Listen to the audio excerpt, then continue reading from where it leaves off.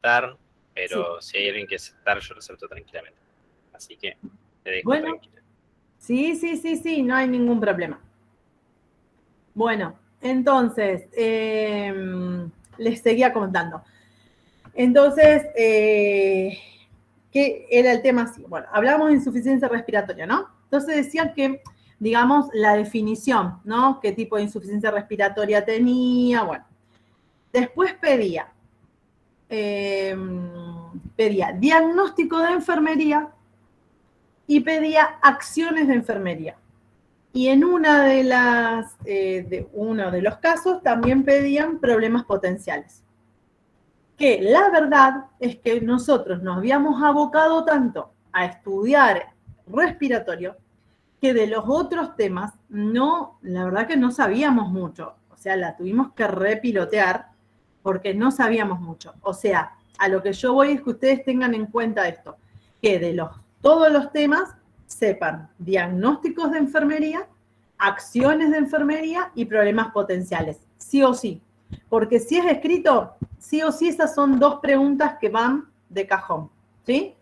Así que bueno, y eso para que vayan viendo. Y bueno, y después o sea, hablaba de, o sea, decía una insuficiencia renal, entonces, no, yo no me acuerdo bien cómo era, pero estaba todo dado, después cuando veamos renal estaba todo dado para que nosotros digamos, creo que, no sé si era un quemado o era, o que había tenido hemorragias, bueno, era una insuficiencia renal prerrenal, ¿sí? Vieron que la insuficiencia renal se dividen en prerrenal, intrarrenal y posrenal, ¿sí? Y bueno, esta era prerrenal, ¿sí? Era por una disminución de, o sea, bueno, ahora no íbamos a ver renal, pero no preparé renal, no lo miré, pero más o menos, o sea, el corazón, o sea, bombea una, no, tengo que estudiarlo mejor porque no me acuerdo bien los números, pero no me acuerdo, el 25% del gasto cardíaco va a los riñones, ¿sí? Cuando ese volumen, cuando ese gasto cardíaco está disminuido, hay una insuficiencia renal prerrenal. O sea que, ¿qué pasa? No le llega la sangre que necesita el riñón para perfundirse, ¿sí? Entonces ahí hablamos de una insuficiencia renal prerrenal, por disminución del gasto cardíaco, por disminución de la volemia, ¿sí? Eso después en la otra clase yo más o menos le voy a contar cómo lo preparé, pero lo vamos a ver mejor. Después, intrarrenal es cuando hay un problema dentro del parénquima renal, ya sea a nivel de los glomérulos, a nivel de la filtración. Y posrenal es cuando hay una obstrucción después de los riñones, ¿sí? Que puede ser en los uréteres, en la vejiga, en la uretra, ¿sí? Bueno, más o menos así. Entonces esta teníamos que decir nosotros que era prerrenal. Bueno, pero de todos nos pedían diagnósticos y nos pedían acciones de enfermería. Así que eso, anótenselo bien, ténganlo bien presente.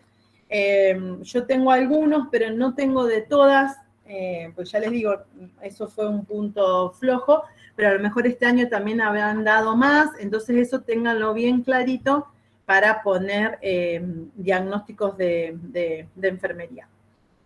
Bueno, entonces, yo pensé hacer 3 charlas este jueves, el jueves próximo y el siguiente, porque es recién el 21 el final. Y entonces para hoy más o menos estuve repasando y les quiero contar más o menos lo que sé de respiratorio. No sé si les parece bien.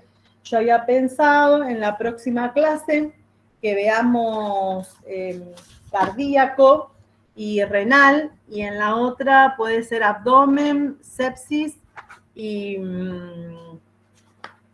yo me he anotado en un papelito, ahora voy a empezar a perder todo el papelito. Bueno, abdomen, sepsis y el tema que quede. No sé si más o menos así les parece, como como hacemos, no sé si les parece bien, si les sirve que les cuente algo de respiratorio, o si ustedes quieren que veamos otras cosas, no sé cómo. Te consulto, porque ahí Sí. en la página del ANDE figuraba que la primer mesa es el 4 de marzo. No, el 21 de febrero se rinde adulto. Ah, bueno, por lo menos para el plan 2017, ¿eh? Sí, plan 2017. Bueno, se rinde el 21 de febrero. El Que sería 21. ese es el segundo llamado de diciembre, que nos tenemos que anotar entre el 7 de febrero. Ah, Julie habla. Hola, Julie, ¿cómo estás, corazón? Julie es una Hola, compañera mía de trabajo. Yo rindo el 11, no sé si alguien se presenta el 11. Soy del 92. Ah, bien, claro, entonces el 92 es el 11 y el 21 entonces para el plan 2017, ¿así sería? Vivi, ¿vos rendís el 21? Sí, me voy a anotar para el 21. Ah, bueno, Julie. Ah, hola, chicas. Metémosle pata para que Julie llegue entonces. entonces metámosle pata para que Julie llegue. Bueno, entonces empezamos, ¿les parece que hablamos algo de respiratorio? Perdón, hola, ¿qué tal, Silvina? Yo Sí. soy Nisa, bueno, algunos los conozco, Marce, Anidia, algunas chicas. Yo quería hacer una salvedad porque no sé bien cómo, quizás nos dividieron también en los que están en condición de regular para el coloquio, pero con una calificación de más de 8, eligiendo solo un tema de elección, y quizás también pregunten algo de algún otro tema, y en cambio los que rinden el examen final en condición libre, ahí sí consta de 3 instancias: un examen escrito, una práctica preprofesional para desarrollar el cuidado del sujeto en la situación singular dentro del proceso de salud, enfermedad, atención, y una instancia oral para fundamentar la propuesta de cuidado elaborado. Eso es para los Libre. que tienen que rendir libre. Yo, lo que no me queda claro es vos, Silvina, o sea, ¿en qué condición estabas? Porque ¿por qué lo hiciste escrito si en teoría habías preparado un tema? Mira, yo soy del plan 2017, ¿sí? Y yo había cursado, no este año, sino yo terminé de cursar a fin de año, me queda solo defender la tesis para recibirme. Yo había cursado, era del plan 2017. A nosotros, o sea, cuarto año, que fue el primer año que se hizo el plan 2017, cuarto año, nosotros no tuvimos oportunidad de coloquio, no nos dijeron eso de coloquio. A nosotros solamente quedábamos regular o libres. Entonces yo estaba en condición regular. Supuestamente yo creí que me iban a tomar oral porque yo, como estaban tomando virtual, era oral. Pero cuando llegué al lugar, me dijeron eso, que uno podía optar por hacerlo oral o escrito. Pero cuando uno está regular. Sí, yo pienso acá Clara, en los requisitos, es condición regular, pero los que hayan sacado 7.50 para arriba, esos están solo en condición de coloquio. Los regulares que hayan sacado 7 de 6 a 7 prácticamente, sí. esos sí tienen que rendir como si fuese libre prácticamente, o sea, con todos los temas. Eso es lo que Con dicen todos los temas, claro. Claro, el coloquio te da esa oportunidad de poder dar un tema, pero yo creo que obviamente que les van a tomar de los otros temas también. Sí, dice que uno elige el tema, prácticamente lo tenés que saber de la A a la Z, y después de la exposición se les preguntará acerca de otros temas del programa, pero no tan, no tan pesado, digamos, como los que le tocó a ustedes y encima escrito. Claro, mi idea era eso, o sea, nosotros creímos que iba a ser así, que íbamos a dar ese tema, íbamos a dar respiratorio y después nos iban a preguntar algo de las otras cosas. Pero bueno, al ser escrito, nos cambió todo. Sí, Vivi, ¿querías decir algo? Sí, nosotros teníamos entendido, ¿te acordás cuando hicimos a niño en estado crítico? También fue así, de coloquio, promoviendo, ya porque tenías que tener un examen hecho y más de 7, 8, y después podías defender el tema. Y así fue. Pero en el adulto le cambiaron a último momento. A eso es lo que le digo a los chicos también, que hay que tener en cuenta que ellos, como tienen la varita, ahí mismo pueden cambiar también, como según el viento.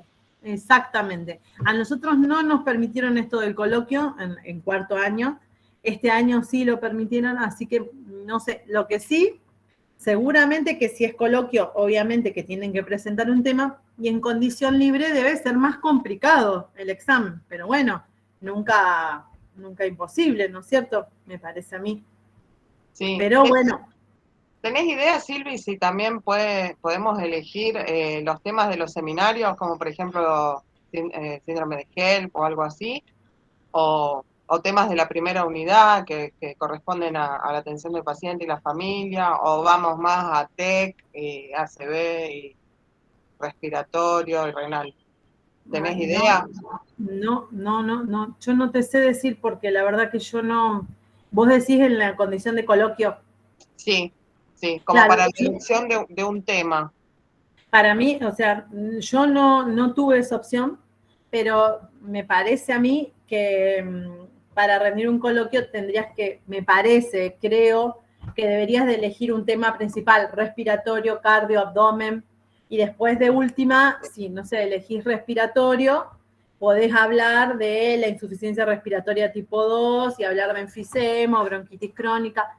Me parece a mí, no sé cómo será, pero no creo, o sea, esto es una apreciación personal mía. Yo pienso que cuanto mejor vos prepares un tema, menos después te van a preguntar.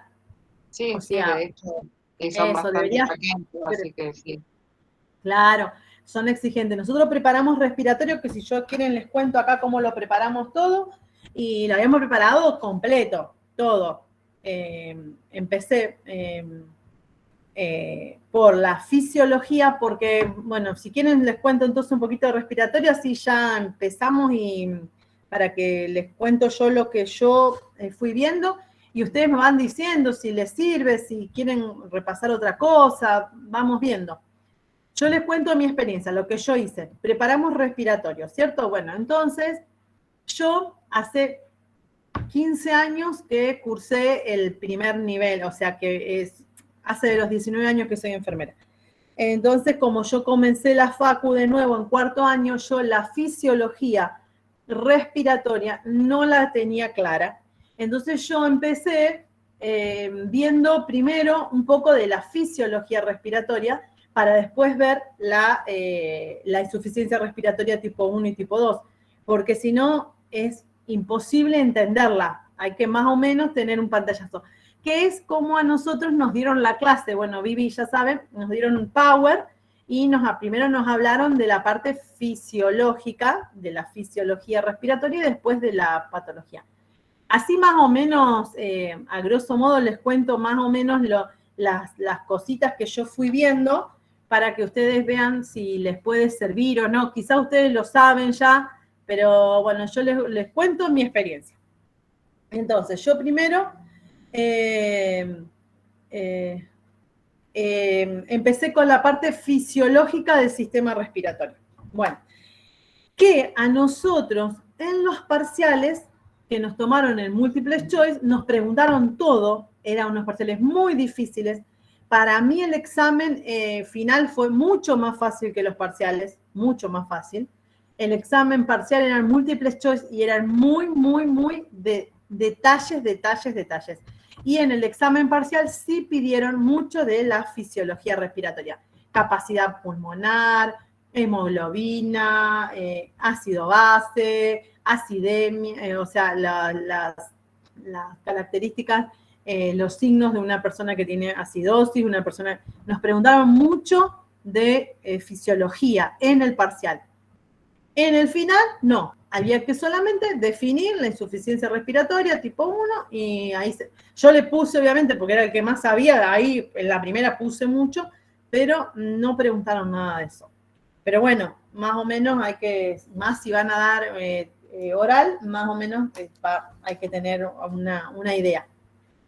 Bueno, entonces, en cuanto empezamos así, repasando un poquito la fisiología respiratoria. Bueno, Antes que nada, sabemos que el sistema respiratorio cumple dos funciones, una función respiratoria y una función no respiratoria. Eso es una pregunta de examen del parcial y, bueno, en cuanto a la función respiratoria, realiza, yo lo voy viendo de acá y vamos viendo, la ventilación pulmonar, realiza el equilibrio entre la ventilación y perfusión, transporte de gases sanguíneos, dióxido de carbono y oxígeno. Y en cuanto a la no respiratoria, es un filtro, reserva sanguínea, defensa, balance hídrico por el ácido base, ¿sí? Que si quieren después lo vemos un poquito, y elimina las sustancias volátiles. Esas dos grandes cosas son las funciones del sistema respiratorio. Bueno, después, para que se produzca una, en cuanto a la función respiratoria, ¿sí? Se realiza el intercambio de oxígeno y dióxido de carbono. Para que se puedan realizar este intercambio, se dan tres situaciones. Está la ventilación, que la ventilación es la circulación aérea, ¿sí? Es el pasaje de aire desde la atmósfera a los alvéolos. Después está la perfusión, que es la circulación sanguínea, ¿sí? El aporte de sangre que llega a los pulmones. Y después está la difusión, que es el intercambio gaseoso. Con estos tres mecanismos se realiza la función respiratoria del pulmón, ¿sí? Chicos, me van parando y van preguntando y vamos viendo, Váyanme diciendo, lo vamos viendo. Yo sigo, pero ustedes váyanme diciendo. Bueno, entonces, lo que hay que diferenciar es la definición de respiración, ¿sí? La respiración es la entrada de oxígeno y la salida de dióxido de carbono. O sea, la difusión de los gases. Eso es respiración.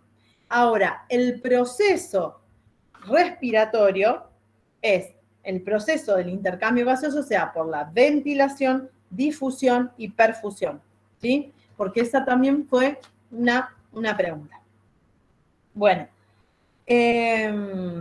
dice que para que se produzca una ventilación óptima, tiene que haber se tienen que dar varias condiciones. Bueno, la respiración está comandada a nivel cerebral al nivel del bulbo raquídeo, ¿sí? Entonces, tiene que haber integridad de eso, tienen que existir los músculos respiratorios, o sea, tienen que funcionar más que existir. La capacidad de distensión del pulmón, que es la complacencia pulmonar, que ahora después lo vemos. La presión pleural y la permeabilidad de las vías aéreas. Esas son de lo que depende la ventilación. Y la difusión va a depender de la integridad de la membrana alveolo-capilar, ¿sí? Eso por un lado. Bueno, entonces, veamos un poquito porque, veamos porque hablaban mucho de las capacidades pulmonares, ¿sí?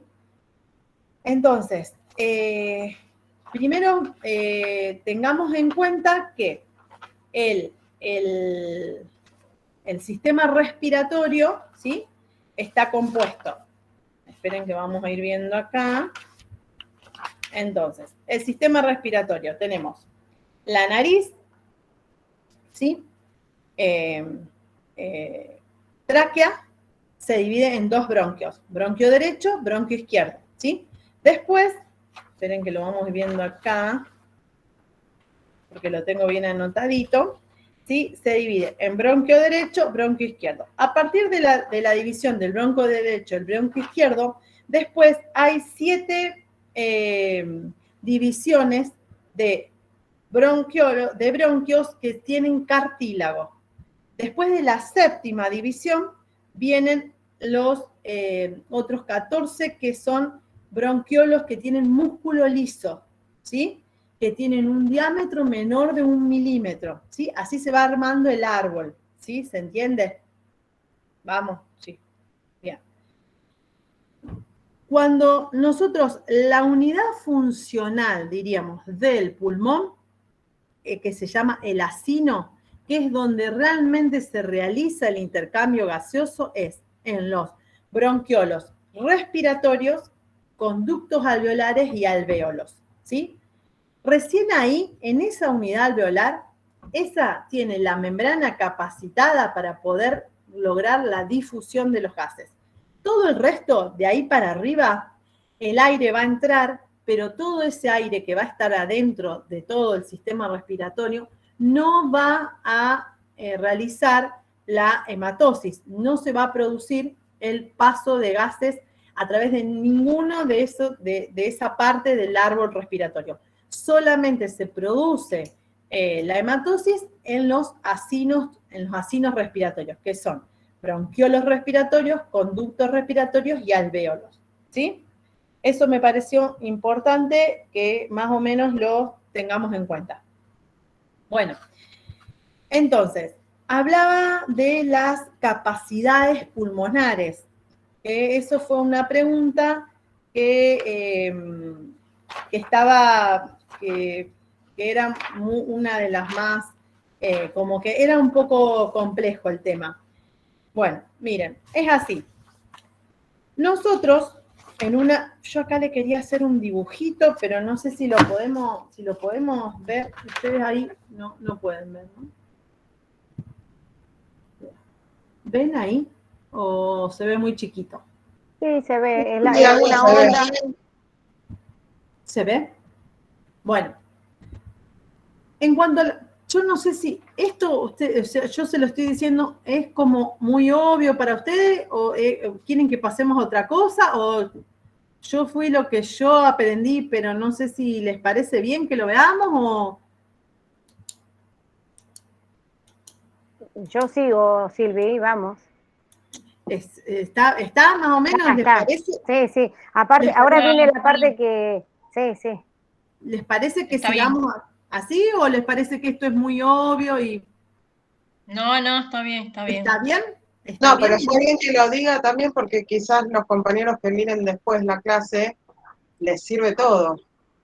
Claro, porque yo estudié así, yo primero me fui, vi toda la fisiología y después la patología, porque necesitaba entender para después entenderla, después es muchísimo más fácil entender la patología. Bueno, entonces seguimos. Bueno, en cuanto a las capacidades respiratorias, el tema es así. Nosotros en una respiración normal, no una respiración forzada, sino una respiración normal, ingresamos 500 mililitros de aire al sistema respiratorio, ¿sí? Una respiración normal, ingresan 500 mililitros de aire, ¿sí? De esos 500 mililitros de aire, 150 mililitros se van a quedar en todo el sistema respiratorio, esto que estábamos hablando, de todo el árbol respiratorio, y no van a realizar el intercambio gaseoso. Solo van a realizar el intercambio gaseoso 350 mililitros.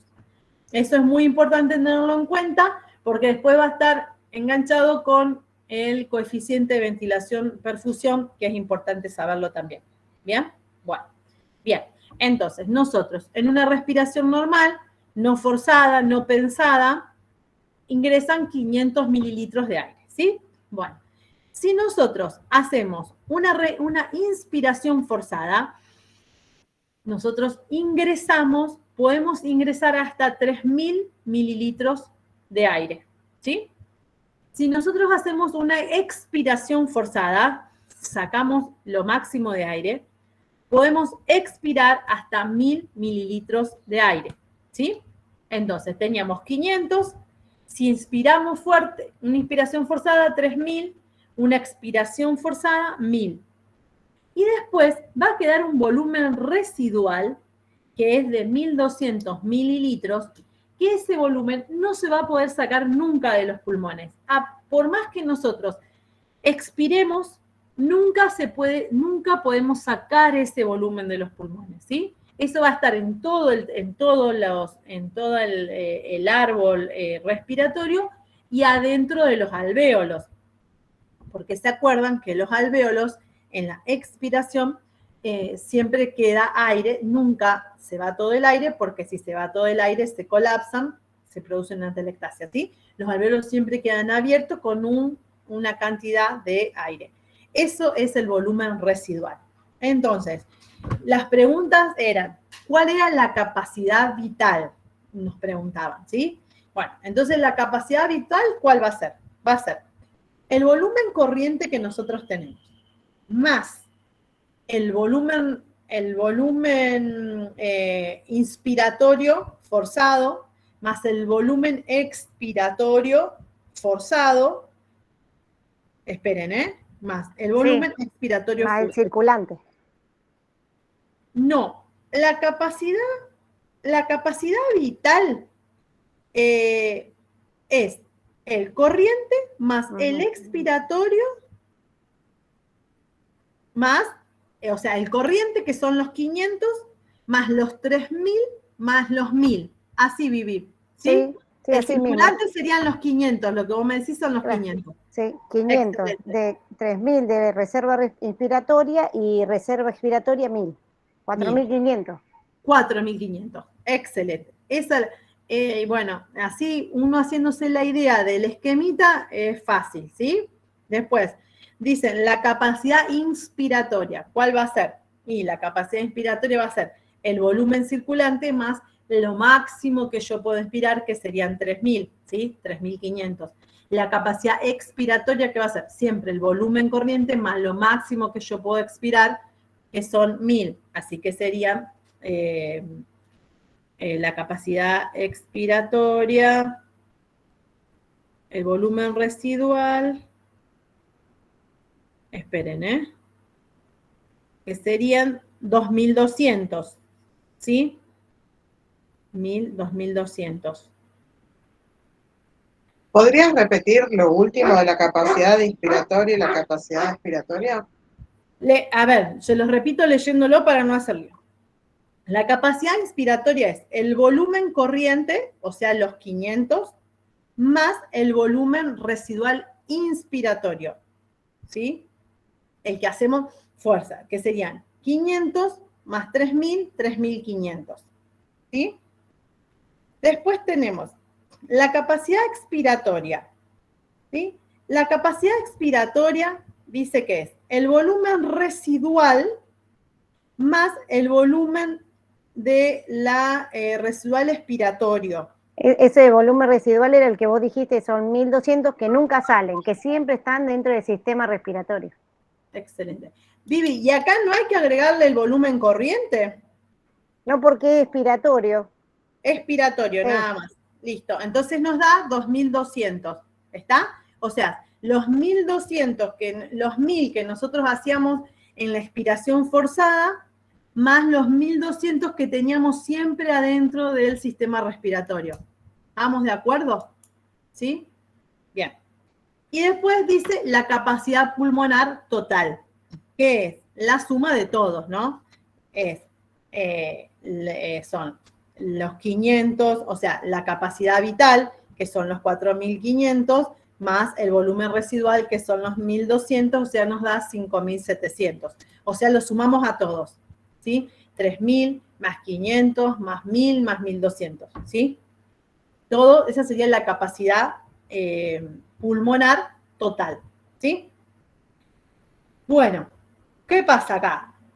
Eso sería que en cada inspiración nosotros ingresamos, y yo los quiero llevar a esto que me pareció algo que yo no lo tenía en cuenta y me parece que es muy interesante, que es el coeficiente ventilación-perfusión, porque cuando vamos a la insuficiencia respiratoria tipo 1 y a la tipo 2, nos preguntan que qué pasa con ese coeficiente de ventilación-perfusión, ¿sí? Entonces, nosotros dijimos que entran 500 mililitros y que de esos 500 mililitros solamente 350 mililitros hacen el intercambio gaseoso, ¿sí? Eso en cada inspiración.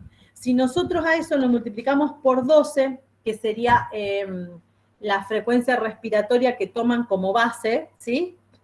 Entonces eso nos da que nuestra ventilación, o sea, por minuto, a nosotros nos van a ingresar 4.200 mililitros de aire. ¿Se entendió? ¿Sí? Se entendió, pero me parece que tenemos que volver no sé si alguien más, pero sí, volvemos a hacerla. Volvamos atrás. Bien, porque a lo que yo quiero es ir a esto. Que en un minuto, o sea, en un minuto a nosotros, en un minuto respiramos 12 veces, es estándar eso, ¿sí? Hay más, o sea, puede haber hiper o hipoventilación, pero 12 queda estándar. Entonces, si nosotros nos ingresan 500 mililitros cada vez que inspiramos, entonces por 12 nos da que nos ingresan 6 litros minutos, ¿sí? ¿Está bien? Bien. De esos 6 litros minutos, 4,2 litros solamente son los que van a realizar el intercambio gaseoso. ¿Está bien? O 4.200 mililitros. ¿Se entiende?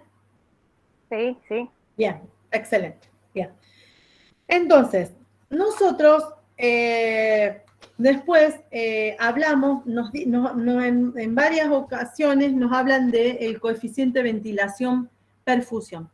El coeficiente ventilación-perfusión es la relación entre el aire que entra y el aire y la sangre que llega, la perfusión sería la sangre que llega al pulmón, ¿sí? Esa relación en una persona, en un adulto sano, es el coeficiente ventilación-perfusión es de 0,8, ¿sí?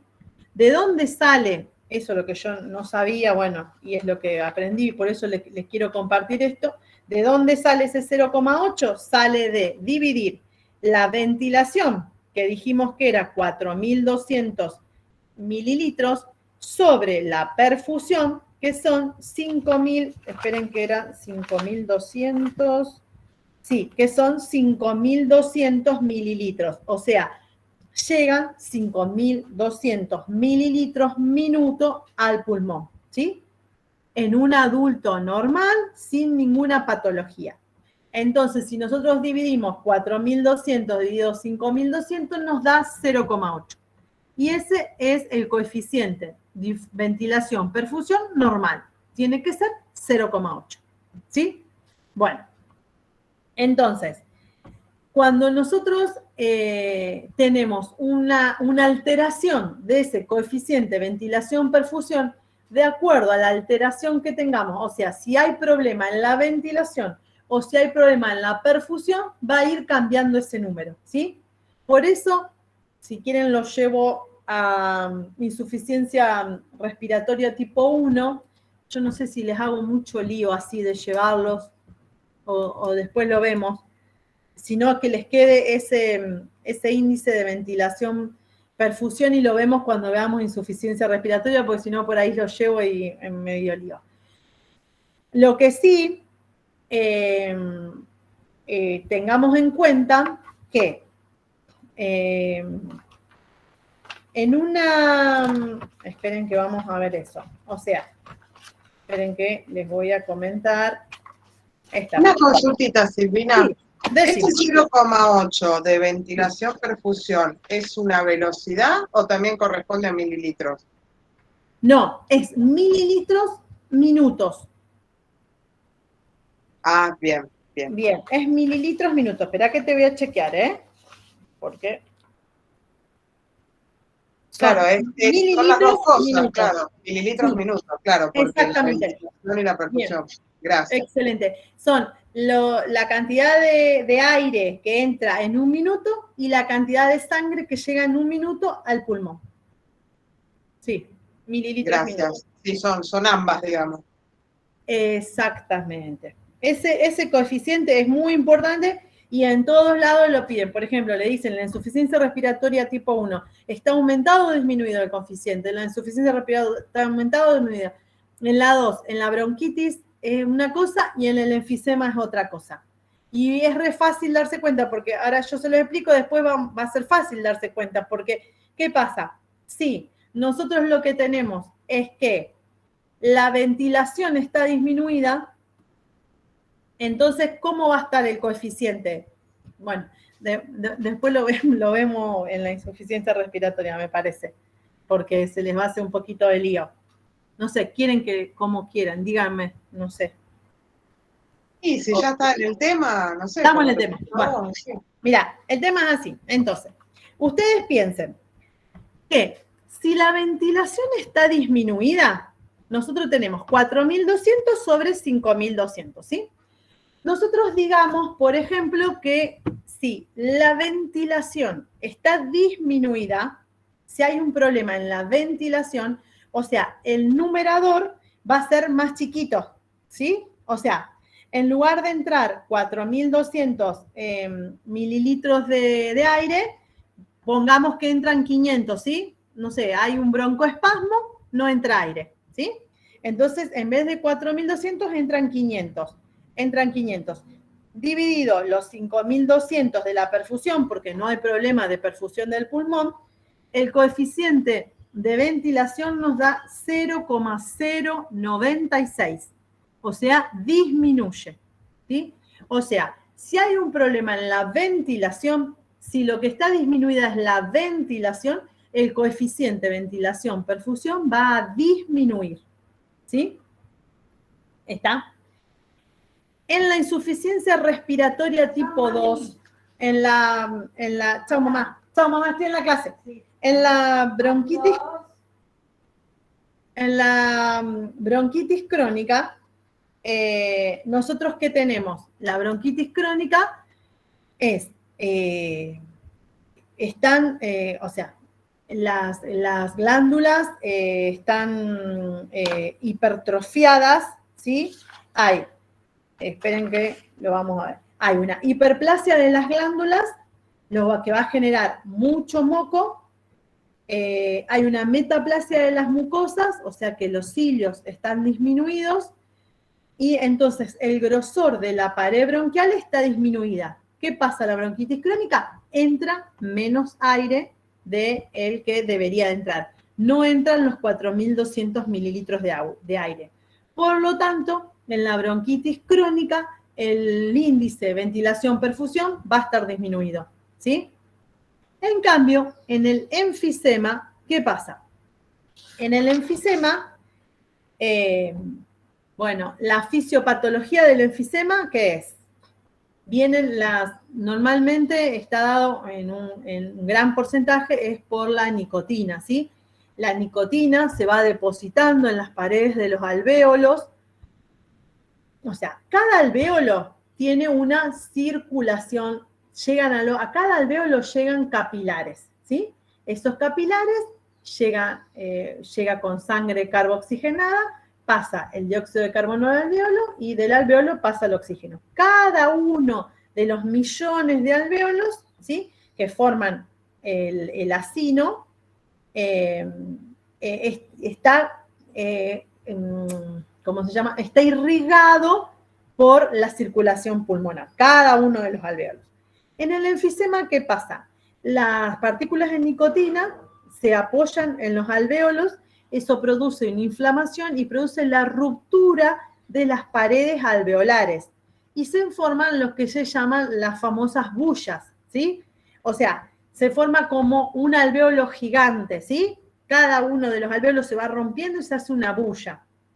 En esa bulla ustedes piensen que hay un problema entonces de la circulación. ¿Por qué? Porque en cada uno de los alvéolos llegaban los terminales de las arteriolas para hacer el intercambio gaseoso. Al romperse, hay mucho menos espacio, hay mucho menos lugares en donde se puede producir el intercambio gaseoso. Entonces, en el enfisema hay un problema de perfusión, ¿sí? O sea, el aire les entra bien, la ventilación es normal, bueno, puede haber alguna alteración, pero no. O sea, acá el problema es la perfusión, ¿sí? La ventilación sería normal y la perfusión está muy disminuida porque se perdieron todos esos espacios en donde se hacían los intercambios gaseosos. Entonces acá el coeficiente de ventilación perfusión va a estar aumentado, ¿sí? Porque nosotros, por ejemplo, si hacemos la cuenta y ponemos, por ejemplo, que nosotros nos ingresan los 4.200 que nos tienen que ingresar, pero no llegan 5.200, o sea, no llega porque está todo roto, ¿sí? Hay una gran bulla, digamos que llegan, ponele 500, miren, el coeficiente de ventilación-perfusión nos da 84, está aumentado, ¿sí? Y así hay que ir viéndolo en todas las patologías. Siempre que nos pregunten, nosotros tenemos que decir qué pasa. ¿Hay un problema de la ventilación o hay un problema de la perfusión? ¿Sí? Entonces nosotros ahí sabemos si hay un problema de la ventilación, el coeficiente va a estar disminuido. Y si hay un problema de la perfusión, el coeficiente va a estar aumentado. Para eso sirve el coeficiente ventilación-perfusión. ¿Sí? No sé, yo lo estudié porque cuando fui a insuficiencia respiratoria tipo 1, hablaban de que estaba disminuido el coeficiente y no entendía de qué se trataba el tema hasta el final, la verdad que no lo entendí. Y bueno, ahora más o menos así me parece que queda claro. No sé si me quieren preguntar algo, si les quedó claro. Silvi, una consulta. ¿Con qué bibliografía estudiaste? ¿Con el Alpach, con el URDEM? ¿Con cuál? Bueno, ¿Qué te apoyaste? Bueno, no estudio mucho de libros, ¿viste? Bueno, el Alpach es muy complicado. Para mí es muy complicado. Nosotros lo teníamos, yo lo tengo, lo teníamos de base y cuando teníamos que rendir sobre todo los parciales, lo usábamos, también sacábamos para sacar los diagnósticos de enfermería, lo usamos para eso. Pero yo estudié de unos apuntes que yo después me voy a comprometer, a lo mejor lo conocen ustedes. Hay unos apuntes que los había aportado Estela Rossi de un libro. Y nosotros de ese libro sacamos todo. Está muy bien explicado, es largo, pero está muy bien explicado. Y bueno, y de ese libro tenemos los resúmenes, los hicimos todo de ese libro. Bueno, si lo podés aportar después, porque no, ni idea, ni tiene Estela, ni el libro. Y yo también hice un plan de 2017 y ni idea. Porque, viste, después hicieron subgrupos y algunos estaban con Mesa, yo con Lilia, y así, viste, nos dividieron en una parte, en un momento del año. Cada uno seguía con su profesor, digamos. Claro, eso y fue. nos dieron el Alpach como bibliografía en el 2021 y sí, es bastante jodido. Por eso te consultaba de dónde lo sacaste. Sí, es muy complejo. Primero, mira, nosotros, yo soy del plan 2017 también, pero del año anterior a vos. Entonces, durante mi curso, a nosotros nos dieron, todos los profesores nos daban. Cada uno de los profesores nos daba un tema determinado, ¿sí? Por ejemplo, Lilian dio cardíaco, Mónica dio respiratorio, Mesa dio renal, ¿sí? Cada uno de los profesores nos daba un tema, ¿sí? Y los profesores, no sé si ustedes también nos daban los PowerPoint, no sé si se los dieron. Sí, eso nos dieron, sí, tenemos en el campo. Excelente. Por ejemplo, de respiratorio, el PowerPoint de Mónica están buenísimos, son 3 PowerPoint. Y no sé si los tienen. En este momento recuerdo el renal de Mesa y no sé si están los otros, la verdad que sí te digo teniendo. No sé si alguno de los compañeros recuerda si están en el campus. Porque bueno, esos también yo los tengo impresos, esos están muy buenos porque uno de ahí veían a donde ellos apuntaban, ¿no es cierto? Es donde, por ejemplo, bueno, nosotros nos dieron, cada uno de los profes nos dio, una de las profes era Estela Rossi, que se jubiló, terminó con nosotros, que yo la conozco porque trabaja conmigo, o sea, trabajaba en el Centenario, era jefa de la terapia del Centenario, y Estela Rossi dio neuro, y ella dio un libro, bueno, que yo me comprometo para la próxima clase de decirle, porque yo creo que debe haber chicas que lo tienen, mira, no te sé decir ahora, pero para la próxima clase yo te lo paso. Nosotros hicimos todos los apuntes que yo tomé, tengo todo hecho, de los PowerPoint, transcribí todos los PowerPoint Y después de este libro nos apoyamos también para hacer. Y el iPad íbamos mirando así, pero la verdad que es muy difícil, es complicado. Sobre todo en neuro lo miramos. Hay cosas puntuales que se pueden mirar, pero es más complicado. Bueno, ¿quedó más o menos el coeficiente ventilación-perfusión? Sí. Sí, sí. Bueno, sigamos. Después, otra de las cosas que preguntaban era la curva de la hemoglobina, ¿sí? Bueno, la curva de disociación de la hemoglobina, que bueno, otra de las cosas que yo me puse a verla también porque no comprendía bien cómo era el tema. Si quieren yo se los digo rapidito, no sé si ustedes lo entienden, si les quiere que le expliquen eso o pasamos a otra cosa. Díganme, ¿eh? Explique nomás. Porque a lo que yo no sabía, les digo a ustedes lo que yo no sabía. Ustedes por ahí pasa que hace tantos años que no entendía. Bueno, yo la curva de disociación de la hemoglobina yo la comprendo así. Es como medio complejo, pero yo lo comprendo así. Resulta que, bueno, la hemoglobina es una proteína plasmática, ¿sí? Bueno, esa está en la sangre. Cuando ingresa el oxígeno al capilar, la hemoglobina tiene 4 cadenas que van a atrapar 4 moléculas de oxígeno, ¿sí? O sea que cada hemoglobina lleva 8 oxígenos, porque vieron que O2, cada molécula de oxígeno tiene 2, así que cada hemoglobina lleva 8 moléculas de oxígeno, ¿sí? La hemoglobina, cuando atrapa el oxígeno, pasa a ser oxihemoglobina, ¿sí? Eso es importante, ¿sí? La hemoglobina más el oxígeno, oxihemoglobina, ¿sí? Bueno, ¿qué pasa? El 97%, creo, sí, el 97% del oxígeno que ingresa al capilar es transportado por la hemoglobina. Y el otro 3% es transportado por otras proteínas plasmáticas y quedan los tejidos. Un minutito, perdón.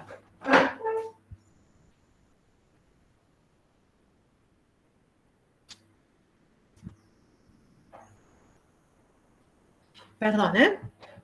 Un perrito un poquito pesado. Bueno, entonces, bien. Entonces la hemoglobina transporta el oxígeno. Bueno, existe la curva de disociación de la hemoglobina que, no sé si ustedes la ven acá. Bueno, a ver si la pueden ver mejor. No sé si ustedes la tienen de los Power o de algún lado que se pueda ver mejor. A ver si yo la tengo acá. Acá, miren.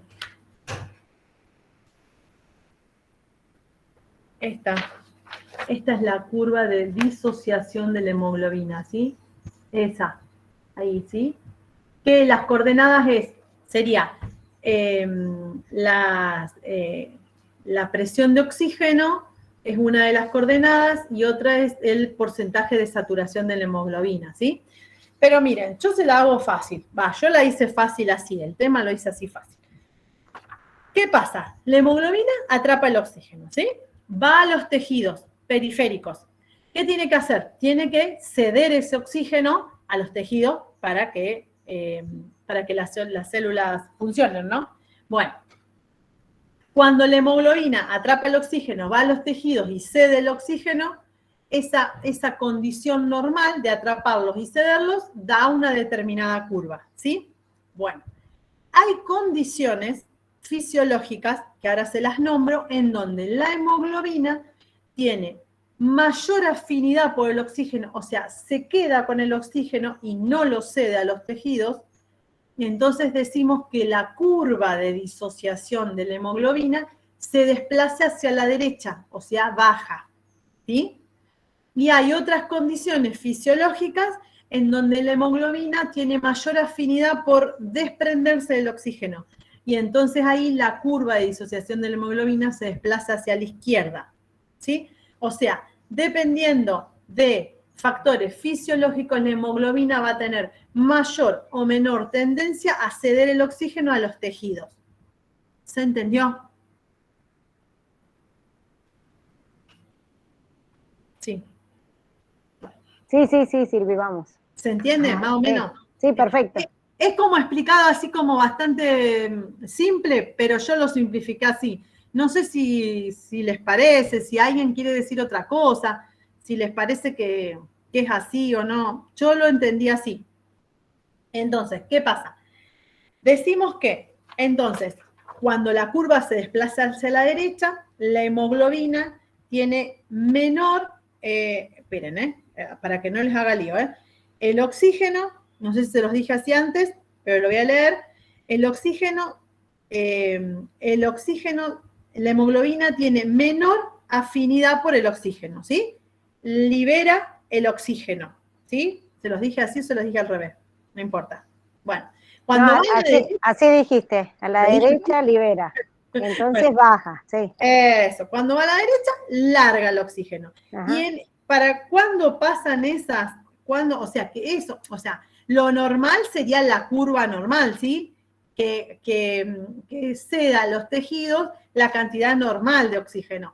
Pero hay condiciones fisiológicas en las que, ¿qué pasa? Que cede más o cede menos, ¿sí? Bueno, entonces, cuando se desplaza a la derecha, tiene menor afinidad por el oxígeno, va a alargar más oxígeno, y eso pasa cuando hay acidosis, o sea, una disminución del pH, aumento de los protones, cuando aumenta la CO2, cuando aumenta la temperatura o cuando aumenta el BPG. Y la curva de disociación de la hemoglobina se va a desplazar hacia la izquierda, o sea, la hemoglobina va a tener más afinidad por el oxígeno, no va a dar el oxígeno a los tejidos cuando haya alcalosis, cuando esté disminuida la CO2, cuando esté disminuida la temperatura y cuando esté disminuida el BPG. ¿Sí? Eso es lo que yo más o menos como comprendí de la hemoglobina. Nosotros en los parciales que nos tomaron, nos preguntaron las condiciones en las que la curva de disociación de la hemoglobina se desplazaba hacia la derecha o hacia la izquierda. Esta pregunta nos la hicieron a las dos. No sé, Vivi, si vos te acordás. Bueno, yo acá tengo los múltiples choice y bueno, esa fue una pregunta de examen. ¿Sí? Bien. Más o menos ahí estamos con la hemoglobina. ¿Les sirve? No sé si quieren alguien aportar algo más, si alguien sabe algo más o si lo ven de otra manera.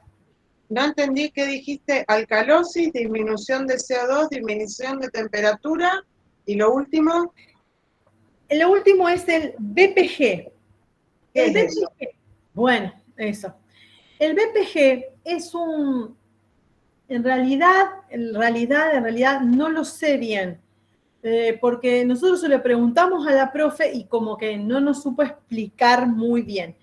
Pero sería como, no sé si alguien de acá sabe bien qué es eso, yo no lo sé bien, te lo digo, pero es como si fuese un indicador de esto, de la menor o mayor afinidad que tiene del oxígeno. Pero no lo sé bien en profundidad, no lo sé explicar. La verdad que no. Solamente aparece acá, en la curva de disociación. ¿D de dedo o B de...? No, es B de bien, P de papá y G de gato. BPG.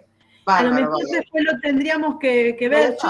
Yo lo busqué por internet, pero como que no lo terminaba de comprender y la verdad que lo dejé. Y se lo habíamos preguntado a la profe y como que no supo medio explicar. Una cosa así. Es como la mayor o menor afinidad que tendría la hemoglobina por el oxígeno, ¿no? Es como si fuese un parámetro o una medida de la mayor o menor afinidad, pero no lo sé, realmente no. Bueno, lo buscamos. Lo que tiene que quedar claro es que cuando larga el oxígeno va hacia la derecha y es baja. Y cuando se queda con el oxígeno sube y va hacia la izquierda. Eso es lo que hay que tener claro. Y hay que tener en claro que cuando va a la derecha es porque hay acidosis, porque ahí ese es el tema. ¿Qué pasa? Ante una acidosis, porque al no, esto que nos dice, si la hemoglobina no se desprende del oxígeno, no va a oxigenar a los tejidos, ¿sí? Entonces, eso es lo importante, que va a haber una falta de oxigenación porque se va a quedar adentro del torrente sanguíneo, se queda el oxígeno y no es aportado a los tejidos. Y eso pasa en la acidosis, pasa cuando aumenta la CO2 y pasa cuando aumenta la temperatura. Bueno, y este BPG que por ahí lo dejamos así. Eso es lo importante. Los factores que van a desplazar la curva hacia un lado o del otro. Eso es lo que ellos quieren que nosotros sepamos. Que en la acidosis se va a desplazar hacia la derecha y en la alcalosis se va a desplazar hacia la izquierda. El DPG sale en los laboratorios igual, ¿eh? Sí. Es como que es un resultado de laboratorio, entonces ahí es como cuando leemos ácido base, una cosa así, no lo Sí. podés ver de otra manera si no es por un laboratorio. Entonces ahí ya podría darte cuenta como que la unión esta hace que la desoxigena hemoglobina ya no tenga la misma afinidad con el oxígeno, pero mientras que uno sepa que está entre 2 y 3, ya está. Exactamente, eso, Vivi, me parece que es así, nos explicaron algo así a nosotros, que es como que si fuera, como vamos, no sé si se puede hacer esta correlación, pero por ejemplo, las enzimas cardíacas, como hay un infarto, aparecen o no aparecen y los rangos que pueden llegar a tener. ¿Te parece, Vivi? Sería algo así. Sí, estaba pensando en la K, TTP, esa. Claro, exacto. Cuando lo ves que está en alto o fuera de niveles, ya vos podés saber qué es lo que tuvo. Exactamente. Algo así, yo también lo comprendía algo así, pero no le sé decir bien, pero me parece que es como un marcador de algo que la hemoglobina no está cediendo o está cediendo de más oxígeno. Sería algo así. Acá Sí. siempre estamos hablando de acidosis, de alcalosis respiratoria. Porque viste que está la respiratoria y la metabólica. Yo mucho no entiendo eso. Estamos hablando de respiratoria. No, para mí estamos hablando de acidosis o alcalosis, porque dice un aumento del pH o una disminución del pH. Para mí, ya sea acidosis metabólico-respiratoria, pasa lo mismo, o alcalosis metabólico-respiratoria, pasaría lo mismo. Yo comprendo eso, porque acá no dicen acidosis, dice que cuando hay una disminución del pH o cuando hay un aumento del pH. O sea, acidosis y alcalosis. No lo diferencia entre si es respiratoria o metabólica. ¿Sí? Dale. O sea, bueno, pero ahí hay cosas muy finitas, no muy finitas, no son tan finitas, pero hay cosas que yo no sé, bueno. No te preocupes que yo tampoco.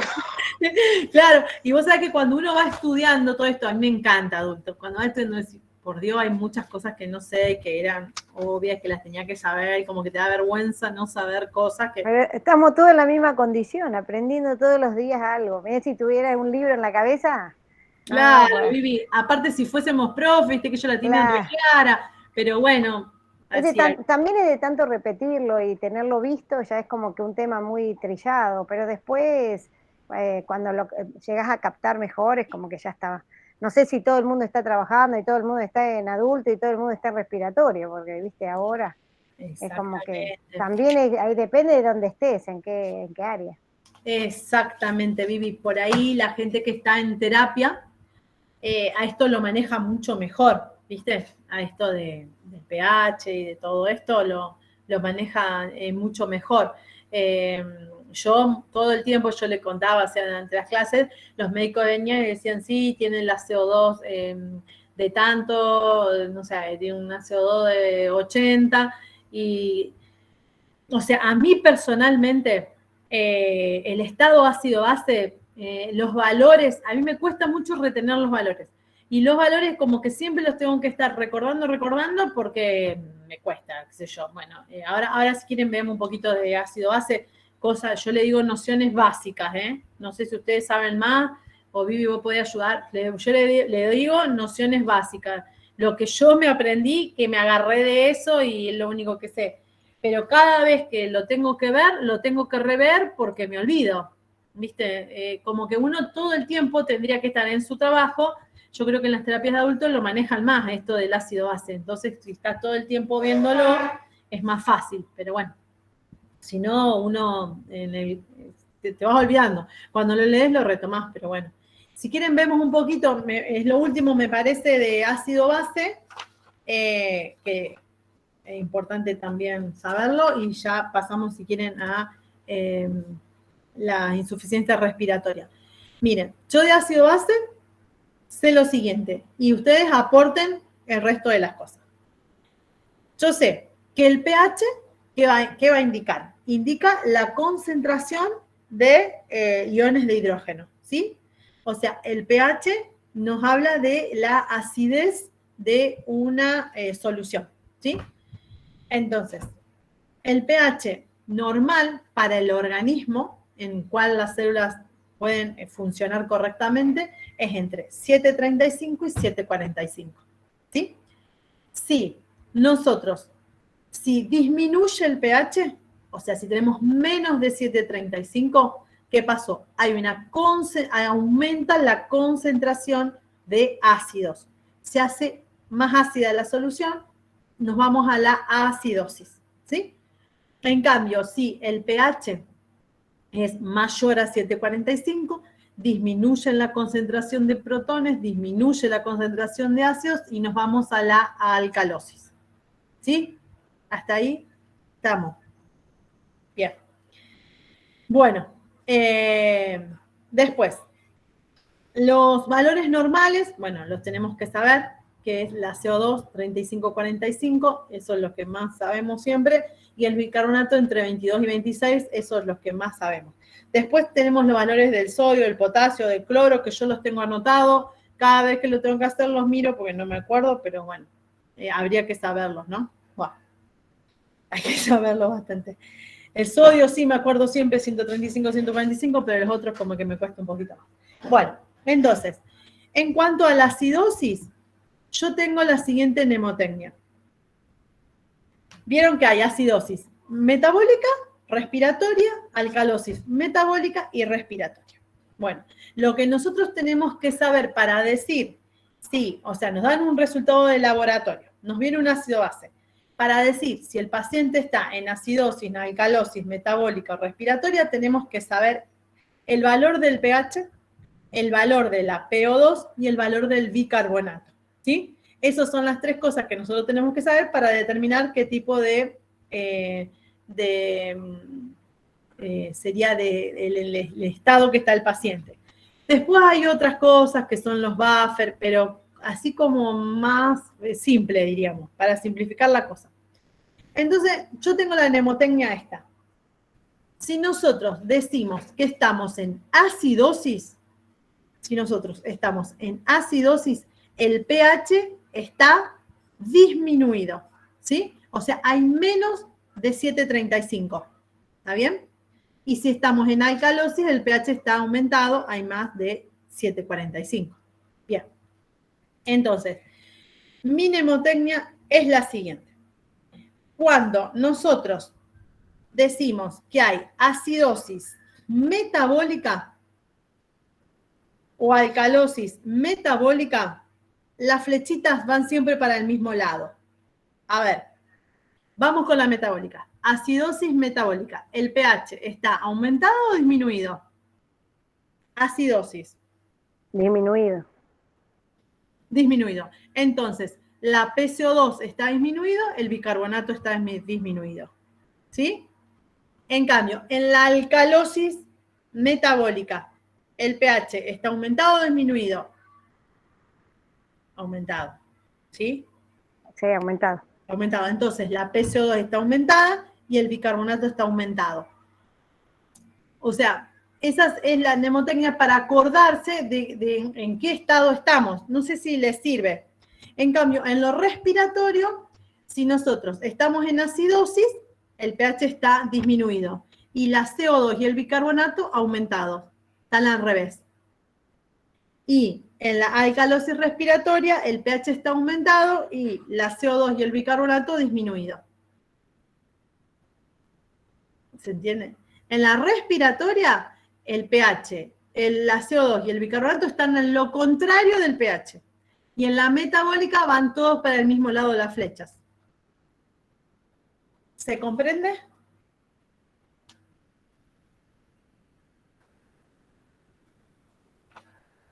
Y es para repasar. Es para repasar. No sé, les hice mucho lío. Bueno, No, está bien. Ahora, en la respiratoria, sí. viste, vos decías, en la respiratoria, en acidosis el pH va a estar disminuido, porque va a ser siempre ácido. Sí. Entonces, el bicarbonato va a estar aumentado y la presión de oxígeno aumentada. Y la PCO2, ¿sí? Claro. Sí. Ahí está bien. Y después, entonces en la calosis pasa lo mismo. Va a estar el pH disminuido, aumentado y el bicarbonato disminuido. Y la contrario. PCO2. ¿Está bien? Claro, a lo contrario. Las flechitas, cuando es respiratorio, las flechitas del pH van para el otro lado. O sea, si bien, no son iguales que en la metabólica. Está bueno para recordarlo. Eso, yo para recordarlo. Y en la metabólica las flechitas siempre van para el mismo lado. Todo está disminuido o todo está aumentado. ¿Sí? En la metabólica, si es acidosis, está disminuido el pH. Bueno, está disminuido también la CO2 y el bicarbonato. En la alcalosis está aumentado también la CO2 y el bicarbonato. Todas las flechitas van para el mismo lado. Todo sube o todo baja en la metabólica. Y en la respiratoria es lo contrario a lo que haga el pH. Si el pH está disminuido, las otras dos están aumentadas, y si el pH está aumentado, las otras dos están disminuidos. Esa es la mnemotecnia porque si te ponen un laboratorio y dicen qué tipo qué tiene el paciente, entonces uno tiene que saber si es acidosis o alcalosis, o sea, si está disminuido. Y después, según mirando la CO2 y el bicarbonato, vos podés decir si es respiratoria o metabólica. Metabólica, claro, bien.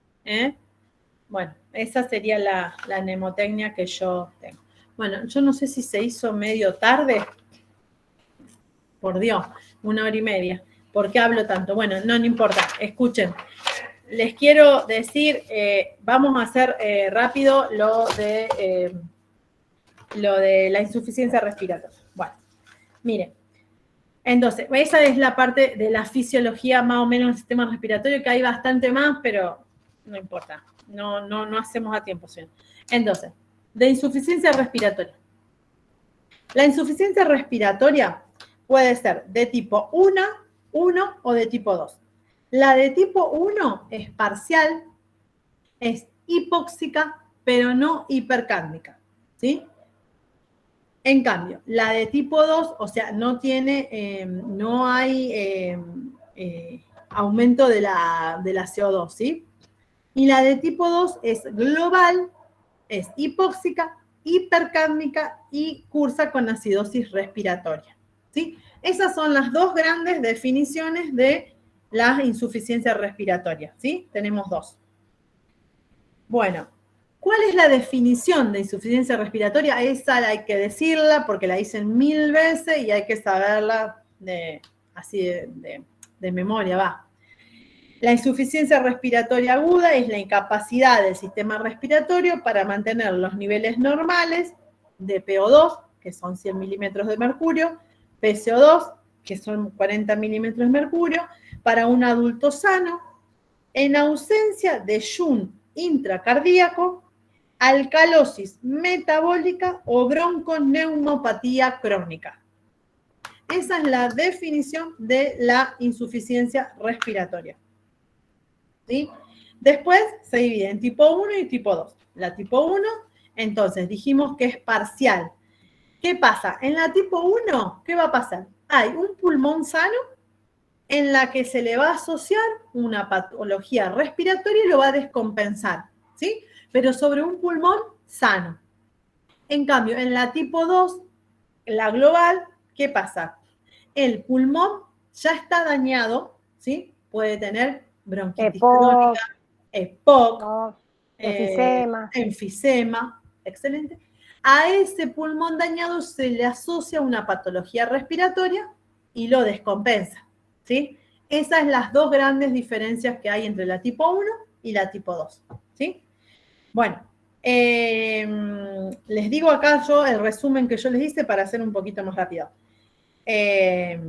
La tipo 1 se llama también el distrés respiratorio, el llamado distrés respiratorio, ¿sí? Del adulto, el síndrome del distrés respiratorio.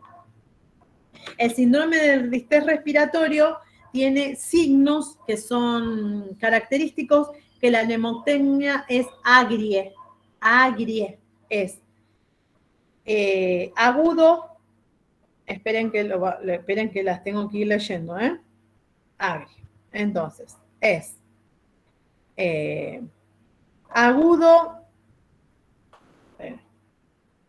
difuso, es esperen, que ahora no me la sé. Agrie, agudo, esperen, que la vamos a buscar acá. Así no les digo una cosa por otra. Agrie, es aguda, grave, rápida, con infiltrados y con edema. ¿Sí? Esas es las características de un distrés respiratorio. Esas 5 cosas pasan, ¿sí? Por eso, bueno, está la nemotecnia. Cada vez que la tengo que hacer, me la tengo que otra vez. Bueno, hay factores etiológicos que van a precipitar esto, que son la lesión directa, las lesiones indirectas. Bueno, están los mecanismos fisiopatológicos, que esos son la hipoventilación, la desigualdad ventilación-perfusión, este problema del coeficiente, el deterioro de la difusión y la desviación o el shunt intraalveolar, que ahí habla de que, o sea, puede haber lo que hablamos antes, ¿no? El coeficiente de ventilación-perfusión es normal cuando llega una cantidad de aire al alvéolo y se produce la difusión. Cuando está tapado un alvéolo, puede ser por moco, puede ser por un proceso inflamatorio, no va a llegar aire, pero sí va a haber una correcta ventilación, una correcta perfusión. Entonces, ahí el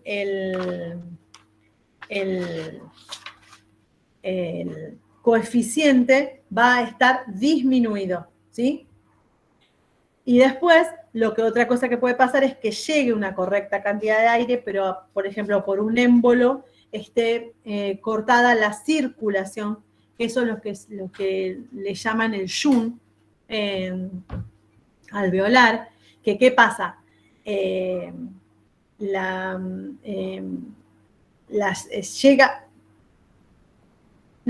shunt alveolar es cuando no llega la ventilación que está tapada, entonces la sangre llega carbooxigenada, pasa, como no hay oxígeno, pasa y sigue carbooxigenada. Ese es el shunt, ¿sí?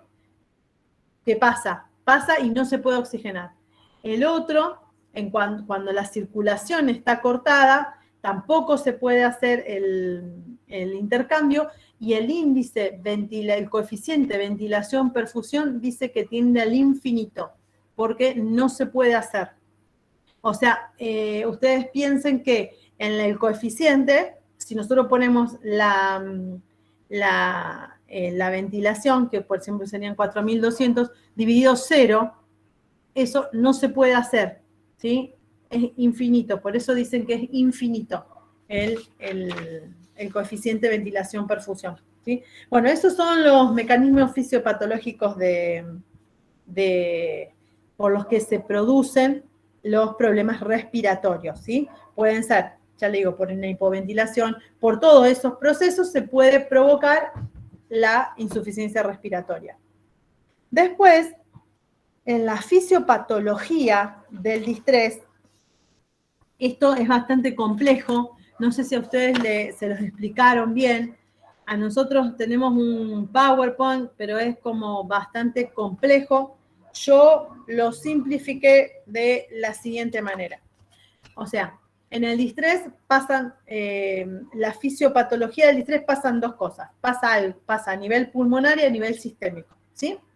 A nivel pulmonar se produce por cualquier situación que se dé, ya sea por acúmulo de secreciones, por bacterias, por virus, por cualquier situación, como pasó, por ejemplo, en el coronavirus, se produce una respuesta inflamatoria pulmonar exagerada, ¿sí?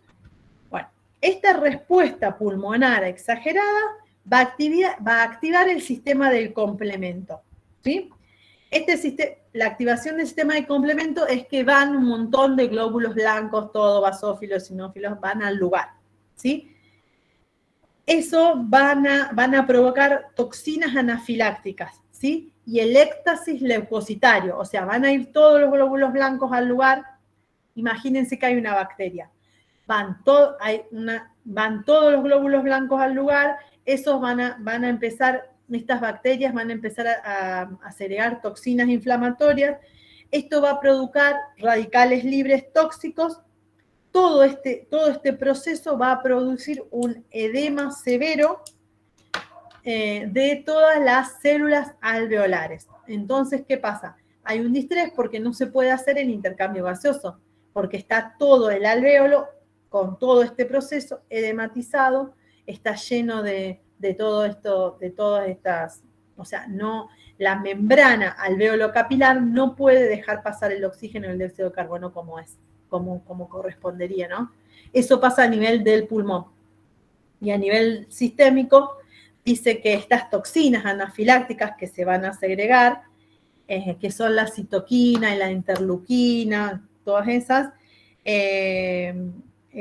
van a activar el factor activador plaquetario.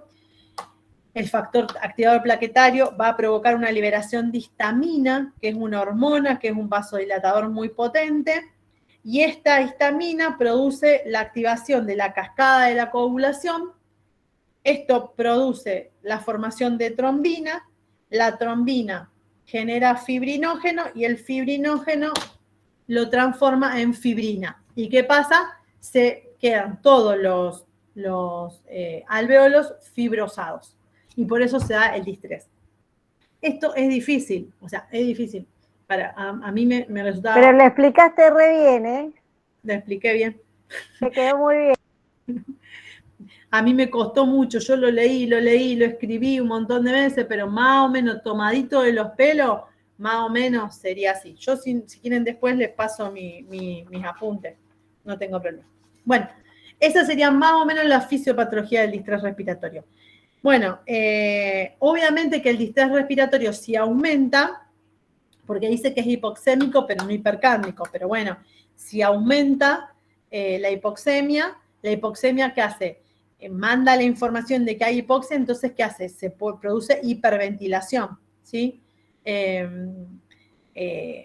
Produce polipnea, esto hace la fatiga de los músculos respiratorios, esta fatiga de los músculos respiratorios termina en una hipoventilación, porque se fatigan, y esta hipoventilación severa va a traer sí o sí hipercapnia, o sea, si el proceso si el distrés respiratorio no se corta a tiempo, sí o sí termina en una insuficiencia respiratoria tipo 2, porque pasa a ser después hipercármica, ¿no?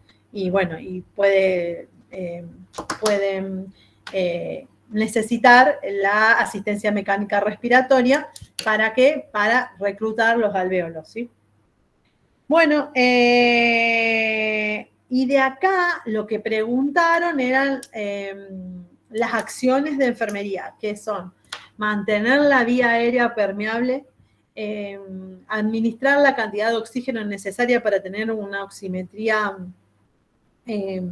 más o menos normal, colocar al paciente en posición semi-Fowler y, bueno, administrar los broncodilatadores o la medicación que el médico administre. Esas son las 5 acciones de enfermería que ellos piden siempre. Y acá, bueno, el diagnóstico sería alteración de la circulación de origen respiratorio relacionado con, bueno, y ahí, no sé, yo creo que puse relacionado con, me parece que a mí me había tocado, me tocó la insuficiencia respiratoria tipo 1, creo que le puse relacionado con una alteración de la ventilación, perfusión, algo así. Pero bueno, eso sí, búsquense varios diagnósticos y ténganlos bien claros, y las acciones de enfermería ténganlos muy claros, porque esa fue una de las cosas que a mí me quedó ahí un poquito pendiente. Bueno, y después esa es la insuficiencia respiratoria tipo 1. Y la insuficiencia respiratoria tipo 2, la global, la que tiene la base crónica, cursa, bueno, con hipoxemia, con hipercapnia y con acidosis respiratoria. Bueno, dice que, bueno, dentro, nosotros, por lo menos nosotros, el 2020, Vivi, sí, en el 2020. En el 2020 vimos... 2020. Vimos bronquitis crónica y vimos... y vimos enfisema. Nosotros vimos esas dos, ¿sí? Bueno, eso más o menos yo se los comenté, que la bronquitis crónica se da por una hiperplasia de las glándulas caliciformes, que o sea, hay una mayor cantidad de glándulas que segregan moco, entonces hay una hiperproducción continua de moco. Hay una definición de bronquitis crónica que es, para que se pueda diagnosticar bronquitis crónica, es tos productiva de por al menos 3 meses durante 2 años, ¿sí? Esa es la definición. Bueno, ¿y por qué se da? Porque, bueno, ya te digo, por la hiperplasia de las células caliciformes que segregan más cantidad de moco de lo común, y por la metaplasia, o sea, la desaparición de la metaplasia de la mucosa con la desaparición de los cilios. Entonces las secreciones quedan acumuladas y eso genera una tos productiva, ¿sí? Además se da un aumento del grosor de la pared bronquial con una disminución del flujo de aire. Por lo tanto, va a haber un trastorno de la coeficiente ventilación-perfusión. Vieron que en todos lados lo nombran a ese coeficiente, que más o menos creo que nos quedó claro. Bueno, esto por supuesto que va a traer hipoxemia, acidosis, aumento de la aumento, esperen que no me va a salir, va a producir una hipertensión pulmonar, lo que va a terminar en un cor pulmonare, ¿sí? Así terminan las dos, tanto la crónica, la bronquitis crónica como el enfisema. Bueno, y el enfisema, la fisiopatología, ¿qué pasa en el enfisema? Es lo que ya les expliqué, que se rompen las paredes de los alvéolos, se hacen unas grandes bullas, entonces la capacidad vital va a estar disminuida, porque no va a ser lo mismo la cantidad de aire que nosotros podamos inspirar, sobre todo la que expiran. El aire se va a quedar retenido en esas bullas y va a tener menos, va a quedar más volumen residual adentro de los pulmones. Vieron que en el enfisema tenemos el tórax en tonel, porque los pulmones están agrandados de tamaño, porque está todo el aire acumulado adentro de los pulmones. Bueno, ruptura de los sacos alveolares, una alteración del índice de ventilación-perfusión, que ya les comentaba yo que aumentaba, y aumentaba por eso, por la menos cantidad de lugar donde se pueda hacer la hematosis. Bueno, hipertrofia, esto va a provocar una hipertrofia del ventrículo derecho y, bueno, el cor pulmonar, ¿sí? Dice que en una exacerbación del EPOC puede haber un aumento de la disnea, sibilancia, opresión, aumento de la intensidad de la tos, cambio o coloración del esputo, bueno.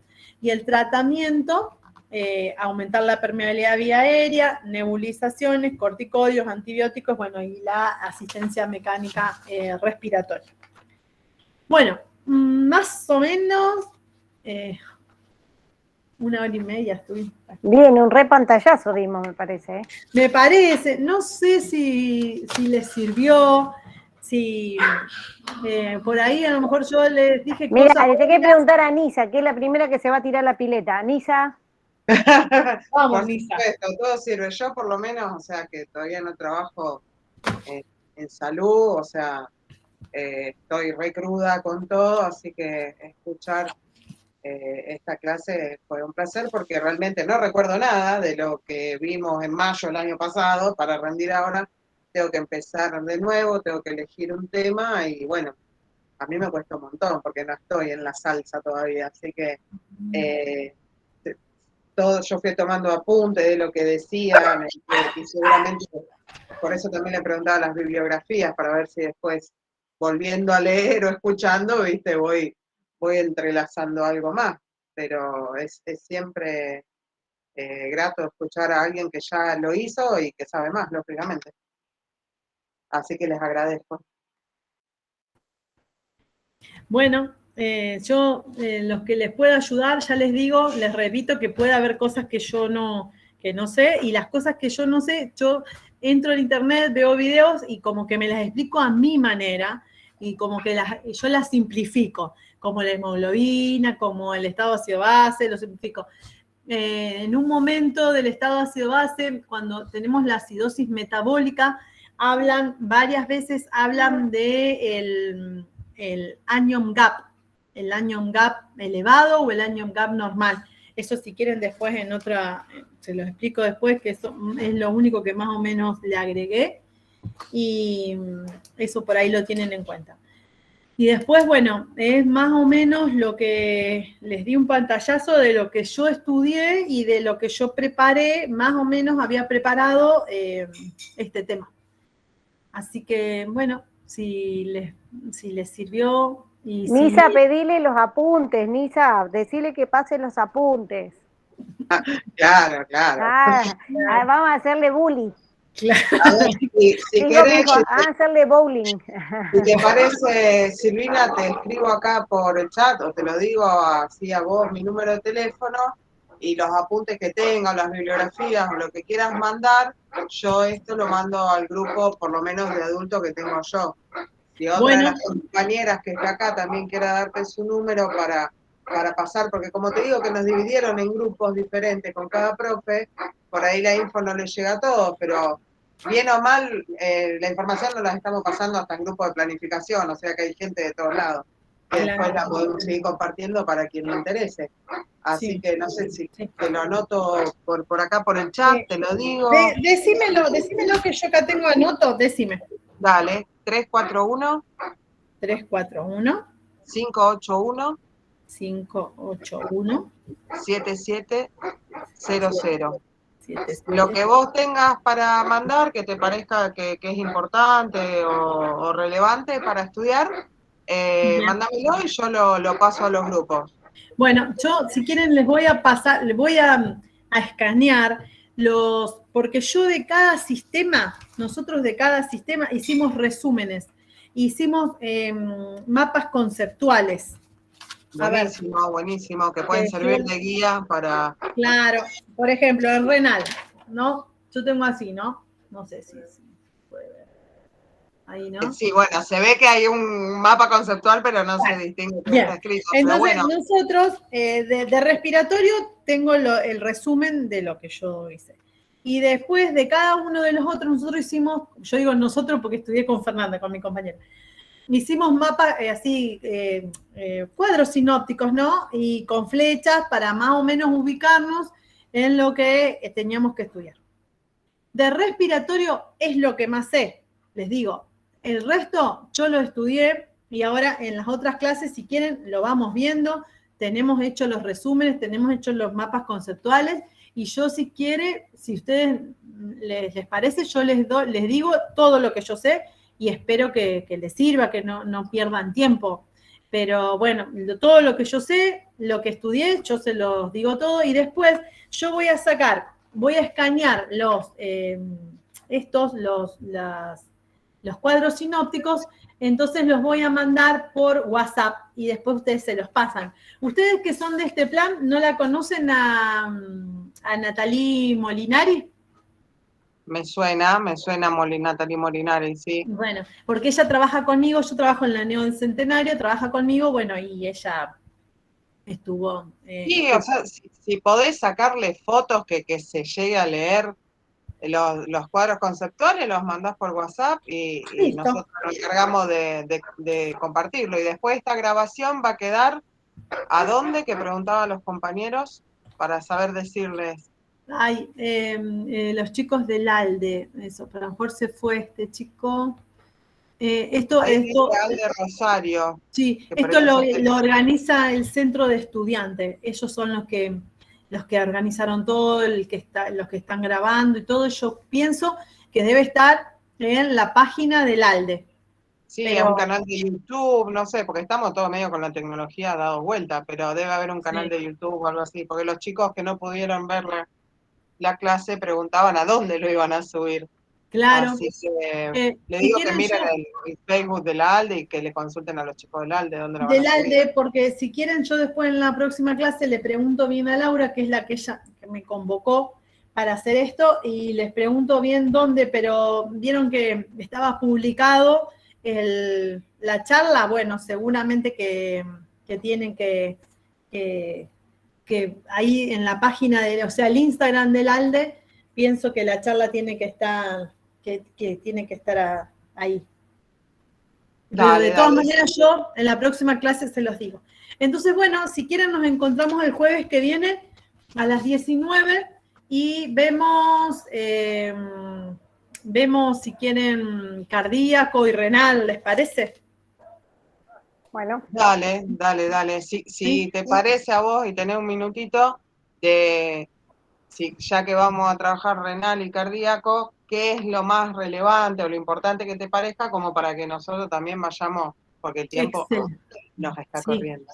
Sí, ustedes ya vayan estudiando y entre todos vamos viendo, me van preguntando, yo no lo sé, lo vamos viendo, o sea, ya yo no sé todo, pero lo que le pueda ayudar, yo les voy a sacar ahora las fotos de todos estos conceptuales que hice de todos los temas y se los mando, así ya más o menos. Dale, Eso. claro. Sí, porque yo, por ejemplo, a mí me sirve hacerme los míos porque si no, no entiendo una goma. Sí, Pero ni por ahí hablar. mirando el tuyo me doy cuenta que me falta algo, ¿entendés? Exactamente, O cosas así. tal Pero hay cual. chicos que por ahí sí les sirve mucho porque realmente tienen muy poco tiempo Eso. y les sirve. Por eso te Sí. proponía de hacer eso. Así que bueno, espero Sí, que vos me mandes y en cuantito me llega lo comparto con los grupos que tengo. Compartís. Bueno. Y después si hay alguien más, me dicen o le dicen a las chicas del ALDE o vamos viendo a ver quiénes otros. Creo que Sí, alguien ¿vamos a escribió mantener acá. el mismo link para los próximos encuentros? Ay, no sé. sí, parece que sí, para los tres habían puesto ya las fechas. Ah, tenés razón, Vicky, Sí. tenés razón. Dale, porque son preguntas que van a surgir en los grupos, entonces como Sí. para yo saber decir. Bárbaro. Bien. Bueno, muchas gracias. No, Gracias. gracias a ustedes. Gracias a ustedes. Bueno, ojalá que les sirva. Un besito. Nos vemos el jueves próximo. Chao. Gracias. Hasta luego. Gracias. Nos vemos. Bueno, Silvi, después nos hablamos. Dale. Nosotros nos hablamos. Cuídense. Buenas noches. Gracias por todo. Gracias. Chao.